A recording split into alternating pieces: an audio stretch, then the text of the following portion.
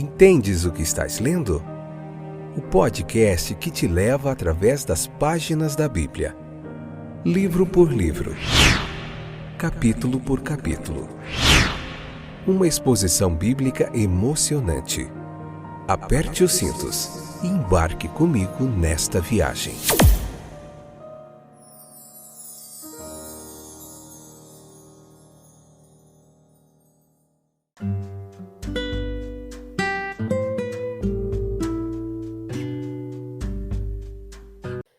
Olá, meus queridos companheiros de viagem, através das páginas da Bíblia. Eu sou o Fábio e estou aqui para a gente continuar fazendo uma das coisas que há de mais importante nesse mundo. Pegar a palavra de Deus, se debruçar sobre ela e buscar entender a palavra de Deus, o significado, o texto, o contexto. A ordem de Deus para Josué era: medita nele de dia e de noite, medita na lei, medita na palavra, medita nos meus mandamentos. Então, a gente está tentando fazer isso aqui e está aí disponível para você na Amazon, no YouTube, no Deezer, no Spotify, na Apple Music, na Apple Podcasts, desculpe, na Amazon Music, no YouTube Studio, no YouTube, em vários distribuidores de podcasts, no iVoox, disponível para você poder, um clique aí no seu celular, meditar na palavra de Deus. A gente traz muita bagagem aqui para você, para te ajudar nessa jornada de compreensão da palavra de Deus. Hoje vamos falar mais um pouquinho, Deuteronômio capítulo 8, parte 3, esse episódio número 712, capítulo 8, parte 3, nona temporada, livro de Deuteronômio, capítulo por capítulo. Vamos lá? Leia o capítulo da Bíblia, depois vem para cá, escute a nossa explanação, a nossa pregação expositiva, para você entender melhor a palavra de Deus. Vamos falar da boa terra, versículo 7 ao 10 do capítulo 8, uma terra de grandes vantagens naturais que Deus havia reservado para o povo, uma posse rica. Havia madeira, havia água, havia metais, havia um solo fértil, boas pastagens, mel nas fendas das rochas, etc. Veja lá em Deuteronômio capítulo 11, versículo 11 e 12, Deuteronômio capítulo 33, versículo 13 ao 16, versículo 19. O Dr. Dykes comenta sobre essa terra, como unindo como nenhuma outra as duas condições indispensáveis de posição central e ainda de isolamento, e aponta que poucas regiões poderiam oferecer tão poucas tentações para corromper a simplicidade de seus habitantes ou melhores facilidades para a defesa de suas liberdades. Uma herança ainda mais rica aguarda o cristão, que é trazido através do fogo e da água da tribulação para um lugar rico. Salmo 66, 12, 2 Coríntios capítulo 4, versículo 17 e 18, Hebreus 11, 16, 1 Pedro capítulo 1, versículo 4. Uma terra de grande e agradável beleza exterior. Era uma bela possessão para aquele povo de Israel. O escritor do texto bíblico, ele se detém em detalhes cativantes sobre as características de sua beleza, suas colinas e vales, jorrando com fontes e fendas com inúmeras fontes de águas, pitoresco em seu cenário, ricamente cultivado, diversificado em suas produções naturais, misturando com suas belezas agrícolas, pastoris, as graças de uma encosta coberta de vinhas, de um jardim imenso de oliveiras, de pomares, de frutas deliciosas. Um tipo da terra mais bela além, a Canaã dos céus. Aquela terra era uma terra de abundância inesgotável, uma possessão satisfatória. Comam pão sem escassez, etc. Versículo 9. Deus não se envergonhou de ser chamado de seu Deus. tendo-lhes providenciado uma possessão tão rica.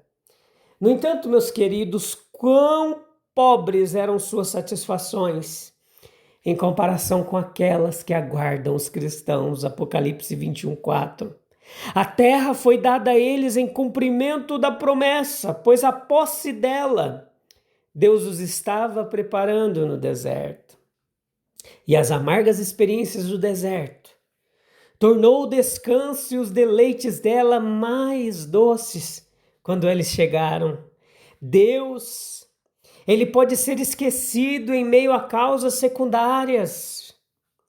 Versículo 7 ao 20 do capítulo 8. O suporte do deserto era manifestamente milagroso. Eles não podiam duvidar de sua dependência ali de Deus. Eles podiam murmurar, mesmo em meio a milagres diários, mas não podiam duvidar disso. Seria diferente em Canaã e é em vista disso que Moisés os adverte. Lá eles obteriam sustento de maneiras comuns e eles poderiam dizer que seu próprio poder e não a bênção de Deus os tornava ricos. Há uma grande tendência de esquecer Deus em meio à ordem da natureza. Supõe-se que Deus não tem nada a ver porque obtemos nossos suprimentos por meio de segundas causas constantes. Mas Deus reivindica um reconhecimento quando nos abençoa por meio de canais comuns, bem como quando nos abençoa por meio de meios extraordinários. Quando Deus nos pede para sermos colaboradores com Ele, não é para estarmos envolvidos com o nosso trabalho e ignorar o dele. No deserto, Deus os alimentou com suas próprias mãos, por assim dizer. Mas em Canaã, ele os orientou a trabalhar pelo pão de cada dia. Eles foram criados para serem colaboradores. A tentação em Canaã é pensar que suas próprias mãos e poder produziam as riquezas naturais. É o mesmo ainda de serem colaboradores de Deus. Os homens, por simplesmente esquecerem a plenitude, eles passam para a ilusão de serem trabalhadores únicos. A vida é viável, eles pensam, sem Deus. O ateísmo é o principal subjacente a tal semelhante vida. Esta profana independência de Deus é o prelúdio certo da decadência nacional daquele povo. Não é a autossuficiência nacional que serve a um Estado, mas a confiança nacional em Deus, no uso dos meios que Ele designou. Nações que pensam que podem sobreviver sozinhas, elas são deixadas para fazê-lo. Abandonadas por Deus, elas perecem. Os cananeus estavam ilustrando isso em seu próprio caso. Eles deveriam ser um aviso para Israel. Vivendo sem Deus no mundo, dependendo de si mesmos, eles estavam prestes a ser removidos abruptamente de seus lugares. Foi assim depois com Israel. Eles eram como uma nação apagada da terra onde haviam sido colocados em liberdade condicional. O cativeiro das 10 tribos foi terrível, assim como o de Judá e Benjamim. É contra isso que as nações ainda devem se proteger. Deus não será ignorado. Se as nações tentarem, elas apenas se apagam. Dinastias que se findam e nações dispersas proclamam a existência e a retribuição de Deus. Quão necessário, então, é reconhecer a mão de Deus em todas as coisas. A natureza, tudo que é belo em causas secundárias, veio dele. Em Deuteronômio capítulo 8, versículo 10 ao 19, nós somos lembrados novamente dos perigos da riqueza. Aqueles que, embalados no colo do luxo, nunca conheceram luta e dificuldade, raramente são pessoas de disposições mansas, humildes. Meu poder e a força da minha mão me deram esta riqueza, acreditam. Alguns, senão muitos, carecem de fibra moral. raramente é competente para lidar com os problemas da vida séria, recua da ação e, consequentemente, cai em presa fácil das tentações de sua riqueza. Eles renunciam a Deus além de seus planos e esquemas. Eu não preciso dessa hipótese. E se recusam a adorá-lo, honrá-lo, orar a Ele ou servi-lo. A adversidade, até certo ponto, tende a corrigir essas falhas. Ela ensina humildade e dependência, prova o coração e o forma para hábitos que o capacitam a usar a riqueza corretamente. A riqueza ela é perigosa mesmo com o treinamento da adversidade, a menos que as lições da diversidade. A diversidade, infelizmente, nem sempre produz nos corações dos homens os efeitos salutares que a filosofia lhe atribui. Ela pode endurecer em vez de amolecer e subjugar. Multidões passam por elas e não são melhores. Elas são inflexíveis, insubmissas, impenitentes. Elas se tornam amargas em espírito e acusam Deus do céu. Em tal caso, o retorno da prosperidade ou o presente dela não é uma bênção. O coração fica mais arrogante do que nunca e Deus é desafiado, como escreveu o profeta Obadias, capítulo 1, versículo 3 e 4. É moralmente melhor por seus sofrimentos? Pois senão o renascimento da prosperidade significará apenas o renascimento das velhas loucuras, extravagâncias e pecados. As mesmas coisas que antes levaram Deus a voltar seu desagrado para ela. Há um perigo, quando a riqueza chega, de as lições aprendidas na adversidade serem esquecidas de novo. Este é o perigo peculiar aprendido aqui no texto. A riqueza tem uma influência tão sutil e envolvente que afasta as nossas afeições tão furtivamente de Deus que nenhuma tentação pode ser comparada a ela. Existe um perigo triplo: exaltação indevida do coração, esquecimento de Deus e um perigo de autossuficiência e autoglorificação. A prevenção está no cultivo de um espírito agradecido, versículo 10, e na lembrança de que o poder de obter riqueza não vem de nós mesmos, mas de Deus, versículo 18. Este é o erro raiz na questão.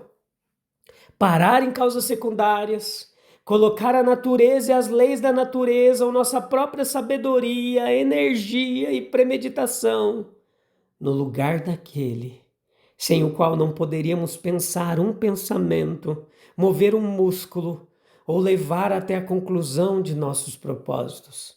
O melhor preventivo de todos é acumular tesouros no céu, pois onde estiver o teu tesouro, aí estará também o teu coração.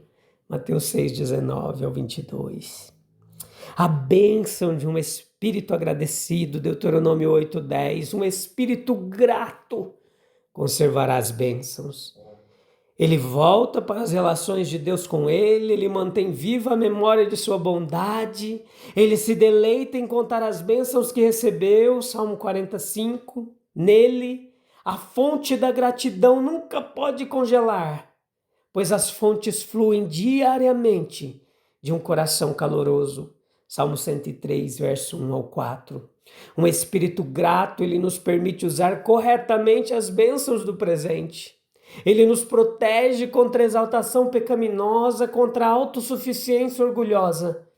Ele nos impede de esquecer de onde fluem nossas bênçãos, por um senso da bondade de Deus. Se renovando diariamente, ele torna o coração gentil, simpático, sensível às necessidades e infortúnios dos outros. O espírito é suavizado, adoçado. Sob a adversidade, ele conduz à resignação e alegria. Um espírito de graça nos ajuda a orar por bênçãos no futuro. Daí a regra de que a oração deve ser acompanhada de ações de graças. Efésios 5:20, Colossenses 3:15, Filipenses 4, 6. A ação de graças fortalece a fé, dá encorajamento, nos capacita a orar com a devida submissão à vontade de Deus, nos prepara para o recebimento das bênçãos que buscamos. Sem gratidão pelas misericórdias passadas, é impossível orar corretamente pelas futuras. Meus queridos, como nós podemos desfrutar das bênçãos de Deus sem reconhecer que Ele é a fonte de todas elas? Será que o coração humano está propenso ao orgulho e ele pode verdadeiramente prosperar sem Deus? Vamos orar para a gente encerrar mais um episódio, e no próximo já será o capítulo 9, eu te encontro lá, tá bom? Após essa breve oração, a gente está encerrando mais um episódio. Desde já, obrigado pela sua audiência e pela sua paciência. Oh, Jesus lindo.